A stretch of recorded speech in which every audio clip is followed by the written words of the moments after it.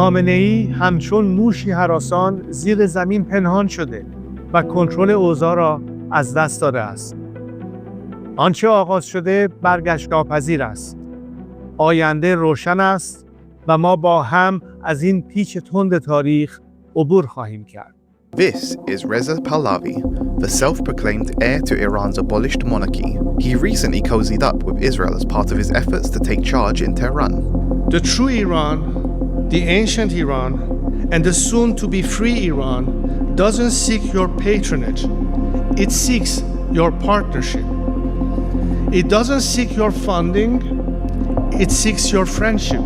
Since October 2023, Reza and his supporters have openly backed Israel's war in Gaza, viewing the conflict as a way to gain international support for his ambitions in Tehran. You might fear change will bring chaos, but fear not.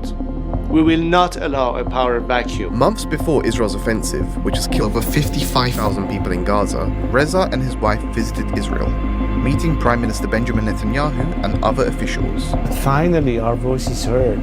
There's somebody telling the world and Israeli people that we Iranians stand with you. We want to be your friends. He framed this visit as part of a plan to rebuild historic ties between Iran and Israel, dubbing it the Cyrus Accords.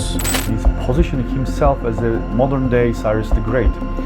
It's a strategy to secure a place at the table if there is ever a regime change in Iran.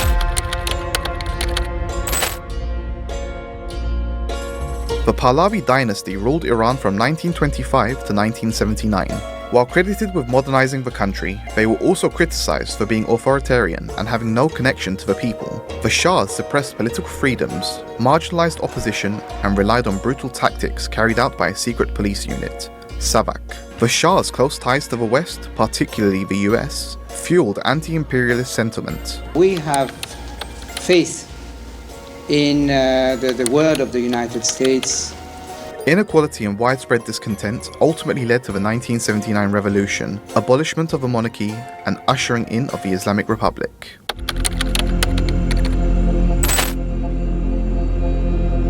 Reza was training as a pilot in the US when his family were forced into exile. After his father's death in 1981, Reza declared himself the new king of Iran, but nobody took it seriously. Even the US, despite his hostile relationship with the new government, did not recognize him. According to reports, he began lobbying for government change.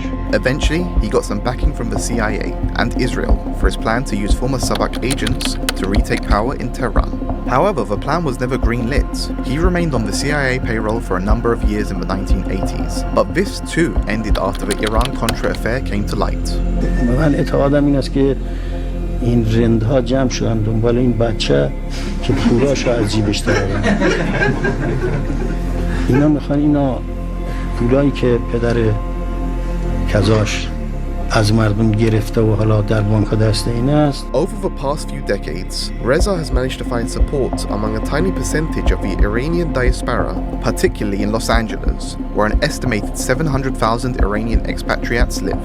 We want regime change in Iran. But his activities continue to be downplayed by Iran, who portrays him as a remnant of a tyrannical Pahlavi dynasty. His image is quite different inside and outside Iran, and he's got more support in the diaspora. But that's mostly because people are nostalgic for the monarchy era and see him as an alternative to the current regime, not necessarily because they are impressed. Many experts have noted a surge of pro-Reza accounts on social media, pushing his agenda during protests in Iran and particularly since the war in Gaza began. Recently, there has been a noticeable uptick in bot accounts supporting him on social media, coinciding with his efforts to court Israel and seek Western backing. With more visibility on social media, TV screens, and public speeches supporting Israel's war in Gaza, Reza is now doubling down on his plan. He wants to exploit the chaos from Israel's invasions of Gaza and Lebanon to push himself into power in Tehran. But how does a king with no real support continue to reign over a kingdom that exists only online?